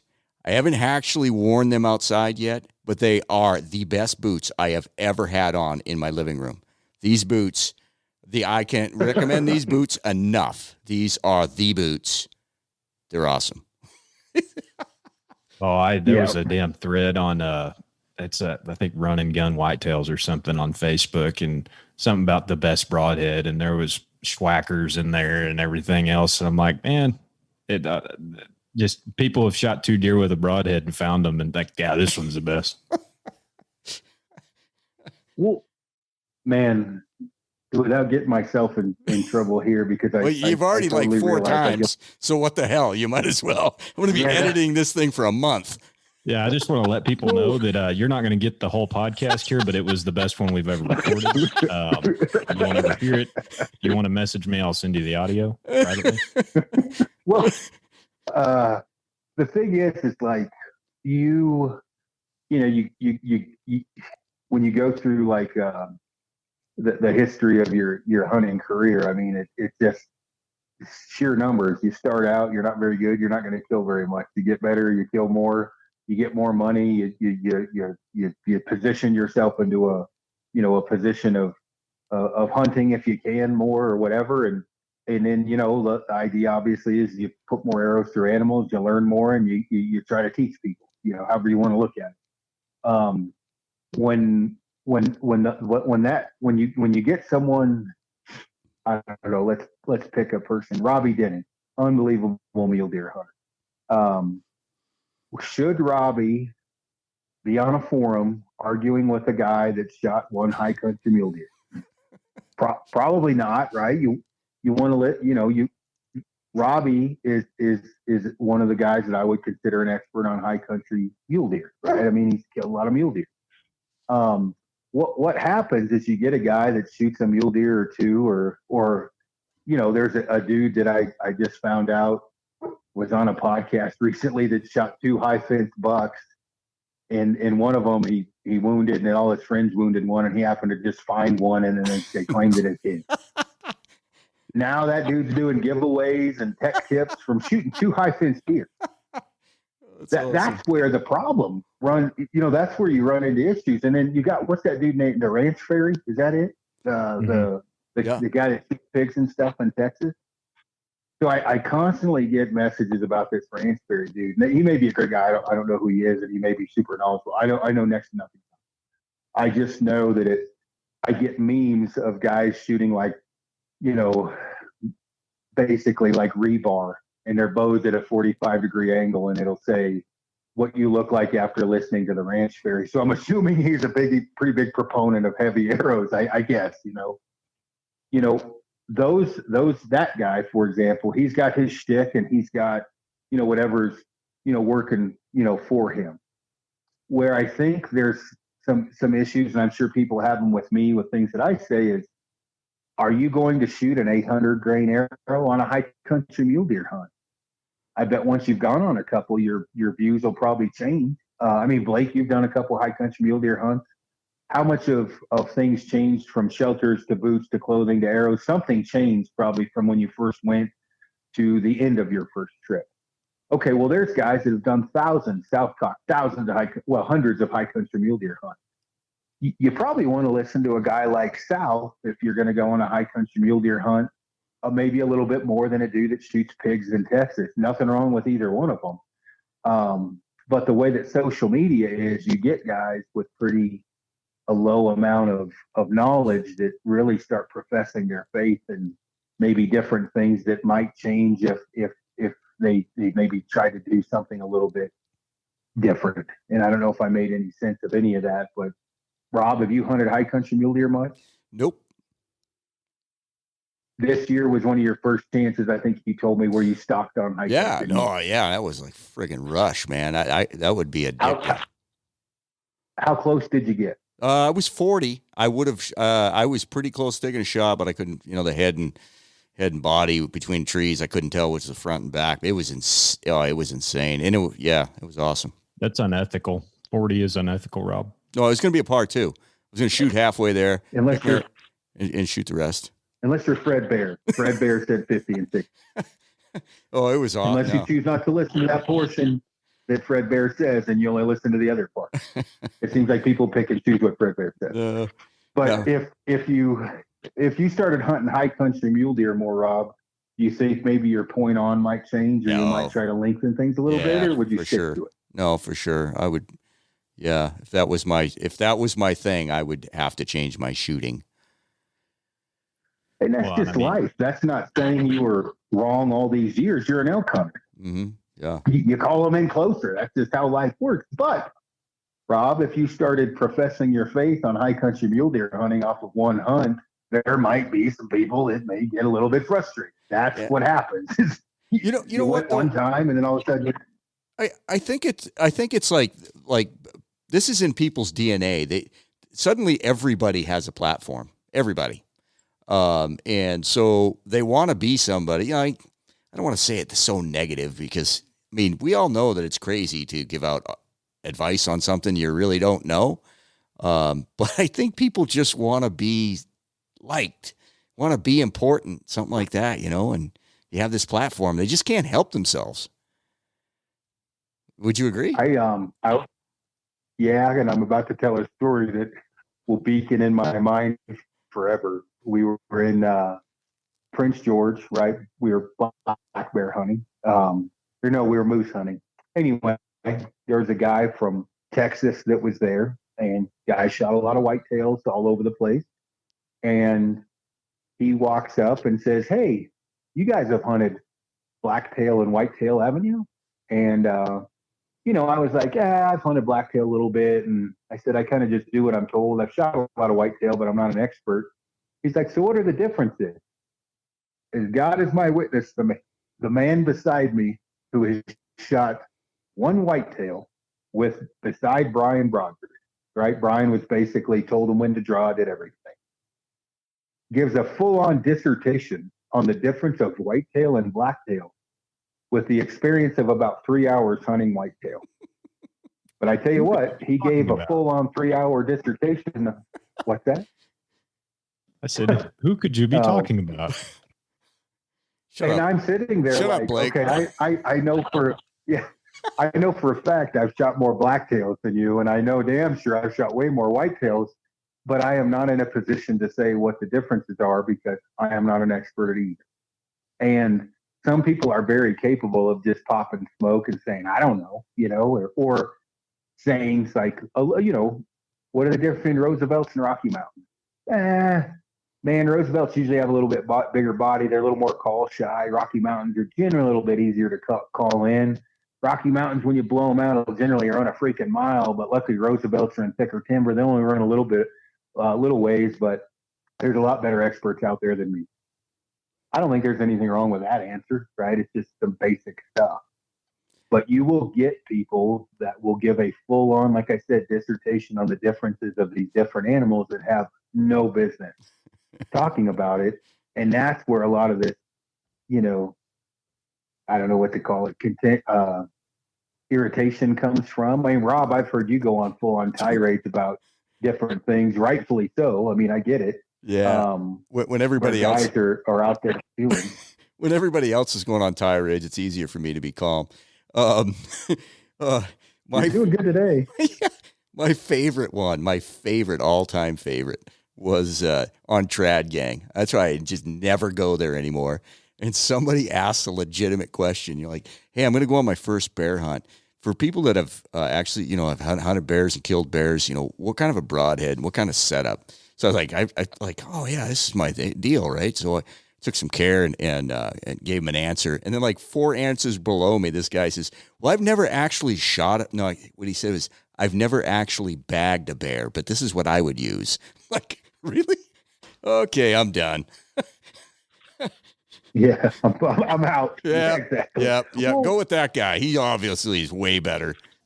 I think where a lot of people get into trouble, and I'm guilty of it at times, I'm sure, is regurgitating information that they've heard from somebody who does know what they're talking about, and they don't give credit where credit is due. And like I said, I'm sure I'm just as guilty of that as anybody. I mean, it happens. It happens to everybody. I mean, people want to fit in. There's multiple different reasons. I get it, and not everybody gets to hunt as much as I get to hunt a lot, right? So my point to people is what I try to, I'm like, guys, I understand. This isn't me touting how much I get to hunt. It's me saying I do get to put a lot of arrows through animals, so I'm trying to teach you something. I know I'm blessed with how much I get to hunt. I get all that. But if you get to hunt a lot and you're semi-decent at it or you're in good areas, you're going to get to see a lot of arrows go through animals or animal behavior or whatever. So for bears, what would your first piece of advice be with a broadhead setup for bears? What would you tell them? Solid. I solid head, not a mechanical. Cut on contact, and at least 3-blade, if not a 4-blade. 2 blades are people do it, but that wouldn't be my go-to. But why is that? The hair and the fat. It just they don't bleed much. No, they don't. It's tough to get in a blood trail. Yeah. So I have outfitter buddies that swear by mechanical because they don't bleed much with the right setup. I got other outfitter buddies that won't have a mechanical in their tank. But if you weed through all that bullshit and you take the important parts, which there is one, they're easy to put a hole through, but they don't bleed very good. You need a big hole, right? You can cipher through all that other crap. Yeah. You can, I don't want a mechanical myself. But the general meat and potatoes of it is when you hit a bear and you're in a place like that godforsaken shithole you live in, you better have them bleeding because they are going to be difficult to find because it's thicker than the back of Christ's head. So you need them to bleed. And Yeah. so when people are like, "Oh, I'm going to shoot 85 pounds," and I'm like, "Dude, it's a bear. You can poke a hole through them with a pencil. They're not that hard to put a hole through. They're hard to find because they don't bleed." And that's where, like, I look at some of the people giving him advice, and it's like, guys, it's pretty simple. You need a big hole to go through. Like, they just don't bleed very much. Yeah. And a deal where like, would you? go ahead. I'm sorry. No, go ahead. No, I was just going to say, you know, a deal like that, like if you're going to give advice and be like, this is the only way to do it. I mean, you just told me you got, bear guides that are swear by mechanicals. And you know what, man, I'm like, go for it. I mean, you gotta, if you think you know everything, I mean, I've done it a little bit, but I'm not going to say that I know everything. If somebody's going to say, well, you know what, this is my take on it. Well, man, you better be able to relent, because if you're going to stick to your guns, you better be the man. Well, and it goes back to what I said on the podcast with Bill, is everybody's a culmination of their own experiences. And, I'm sure there's things that I swear by right now that 5 years from now I'll be 180 on, because I've had one or two experiences that have changed my mind. So, it's, you kind of got to keep that in mind too, who you're talking to. And,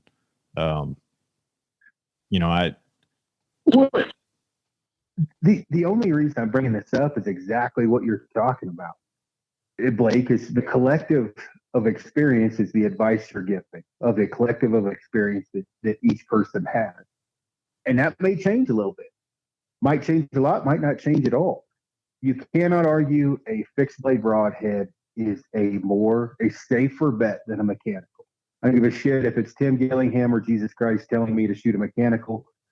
A fixed blade broadhead is a safer bet because it cannot fail. Well, good ones cannot fail. There is some outfitters that like mechanicals. There's other outfitters will not let them in their camp.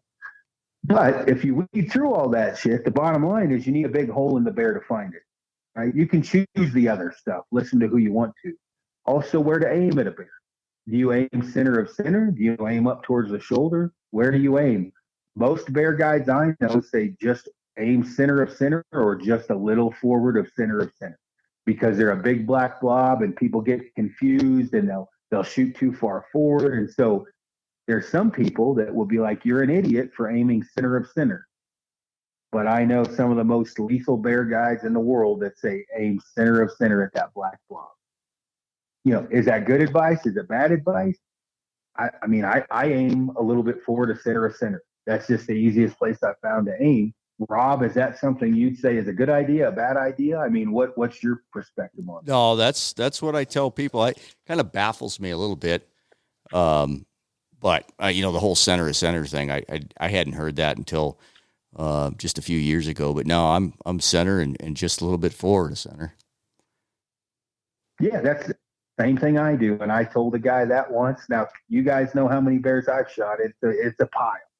And I'm like, yeah, anymore. I just aim a little bit forward to center, and, I said, I don't aim right behind the shoulder anymore because I hit one with one lung because I big black blob, big dark triple canopy forest, hit one lung.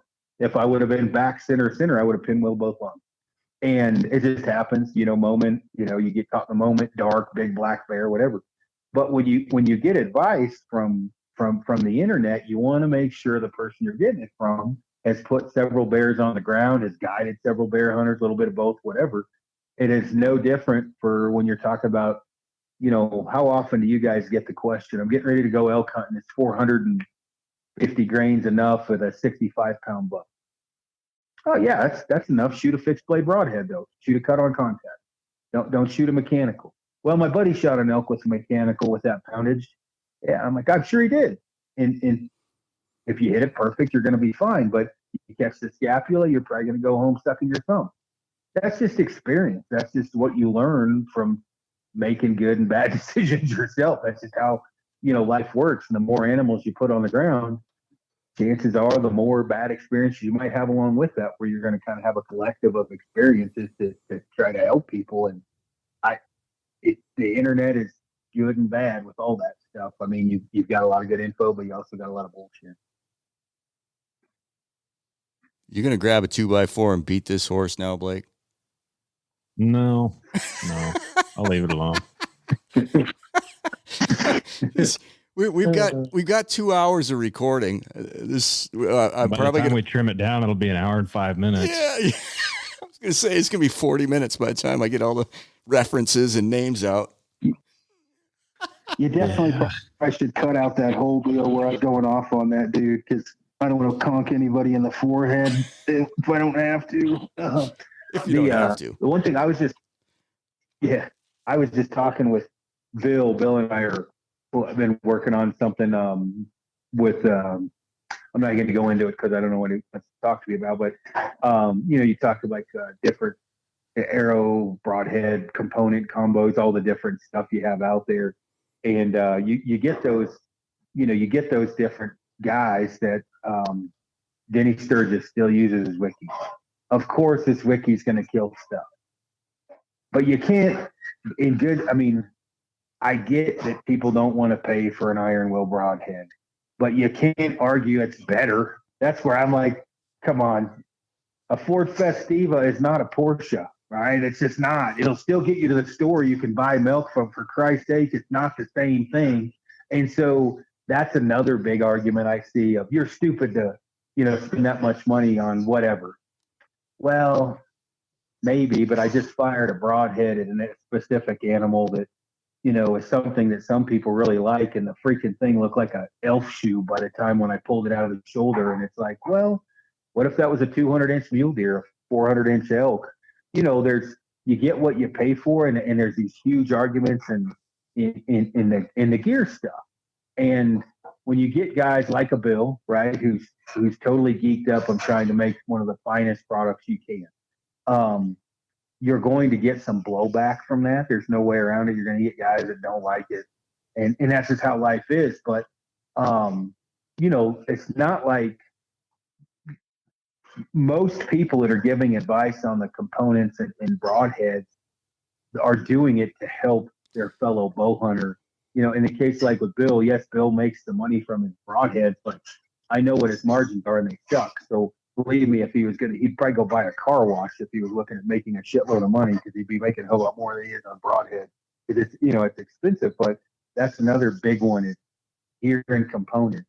How many times have you heard Sitka gear stupid? Oh gosh. Yeah, it's worthless. You don't need it. Peas and carrots, man. Yeah. There's a good point though you make about the Zwickies or Razorheads or Iron Will. I shoot what I shoot. I'm enjoying shooting what I shoot. Brian Burkhart or Jim Eckout or Denny Sturgis, those guys all shoot what they shoot. And we can, you can talk, but who in the heck is somebody to step up and say, well, that's stupid. Like, what? What's your, it's none of your business, right? Yeah. Oh, yeah. And especially from those guys, they've been doing it for, forever. And you can lump Perino in there, because you could put coal in that dude's ass and it'd come out a diamond. He's in the same boat as far as not wanting to spend a lot of money on high-end gear. But even Perino, after using Sitka gear, borrowing me and Scotty's, he snuck in there and ordered himself some Sitka gear. Sometimes it just takes a defining moment of pain and suffering to maybe push you over the edge, or see what something, one piece of gear does over another. But there's no way in hell you could ever tell a Denny Sturgis or a Burkhart or whoever that what they're doing is wrong, because they've been doing it longer. I was a gleam in my father's eye, right, when they were doing this shit. So I'm never going to say, do this. If they got questions on gear, by all means, I'll give them whatever info I have. But they've been getting it done forever. So they're certainly not wrong in what they're doing. It's just what they prefer. Well, I'll be honest. I fell into the camp, or I probably have been in the camp of poo-pooing what other people do. Because I thought, well, what I do has worked for a long time, but that whole better to keep your mouth shut and be thought a fool than to open it up and remove all doubt. I could probably use some of that sometime. Yeah, how's that crow taste? Oh, buddy, I know how to cook it. What'd you eat the most crow on in the last 2 years? Oh, trad veins. Absolutely trad veins. Because you and I were on a podcast, and I was just like, no, BS, man, BS. Man, I ate crow on that. What would you say is your top 3 crow eaters? Man, trad veins. Trad veins, probably Iron Will, and maybe not as publicly, but it wasn't until I saw the edge retention and the difference last year, because I was just like shining it on, like, yeah, they're awesome. But when I actually noticed the edge retention on my Magnus Stingers as opposed to an Iron Will, that would be the other one. Blake, have you eaten crow on anything? Oh, I'm sure I have. I probably haven't admitted it yet, but block it out. Hey, how about you, Aaron? How about you, Aaron? What are you eating crow on? Man, I've done this long enough with the gear. I've gotten pretty smart about not saying anything too quick because of eating, crow. Man. What about traditional archery as a whole? Oh yeah, I mean, I've eaten more crow on that one. Yeah, I mean, that's kind of a given. I made fun of traditional archers so much that, like, if traditional archers knew how much I made fun of them, they'd hate me even more than they do now. I've got just one because of the collective of. I thought I was going to go to Trad Worlds and hang in there in the top 5 with my 60-pound hunting bow with all the barebow guys, and I ate a fucking heaping pile of crow on that. And I mean, I feel like I'm a pretty good shot. Aaron's seen me shoot. I feel like I'm a pretty good shot, but when you're playing with those guys who know how to play that game and have their gear tailored to playing that game, I showed up with a butter knife to a gunfight. So I ate crow on that publicly now. Yeah, well, I think, like, I don't want to say anything about the tournament side of things yet because I want to actually go and see how much I get my ass kicked. But as far as, like, traditional archery in general, yes. But also, I never in a million years, and I don't know if I could say eat crow on this, but when you go from being very capable of making 80 to 120 yard shots, I think probably one of the biggest crow eaters for me was the fact that I don't even see eating crow, but I had just figured I was going to be shooting animals between 38 and 45 yards, and I focused so much on those distances that I'm like, well, I guess I need to learn how to hunt because obviously I'm not nearly as good as I thought. So getting that closer and closer distance to, most of my animals have been between probably 12 and, 22 yards or whatever. I just didn't think it was possible to get that close to that many animals, consistently. I didn't. And so I kind of based that off of some of the success of some trad shooters that I know of and just thought, well, I guess I'm going to go hungry or something. I don't know, we'll just figure it out. And obviously over time, you put enough effort into different things and, work on your shooting, trying to keep your craft together. You get better at that. But in general, I just thought traditional archery was a joke for years. And obviously now I'm in the middle of it. So I don't know that I could ever eat more crow than I could on the traditional archery thing in general. If there's a record, I would say that's it. I feel like in the back of my head, Cody Greenwood is screaming about something that I should be claiming I'm eating crow on. I'm not sure what it is, but for some reason I hear Cody Greenwood. Like his voice. He'll let you know. Yeah. I don't know, but that goofy tries so much that he's eating crow every day. No one. That's why, like, he literally, but he makes fun of himself for it when he literally was telling me about having bee bars in the tree stand to like make fun of you, but then basically ruined his entire day because he couldn't get the bow in the tree because it was hung up on so much crap. Only Cody would tell that story truthfully. I was like, dude, I would have lied my ass off. I would have just said nothing came in today. I wouldn't have said that my bow wouldn't make it into the tree because I had too much shit hanging off of it. Just Only to make Cody I would had to tell go the back truth to the on that. truck and get a chainsaw to get my bow up the tree. just to make fun of me. That's good stuff. Oh Lord, Man, this is gonna be a bear to edit this thing. we might want to just do I'll another do it. one and then kind of cherry pick what we liked out of this one. I did want to hit the and we did the COVID and Pope and Young and other clubs and so hey, we're gonna wrap this up. You got anything else, Aaron? Oh, I think I've done enough. I'm good. You've created 5 hours of work to get an hour and 5-minute podcast out of this. All right, man. Cool. All right. I'll talk to you guys later. All right, see you, Aaron.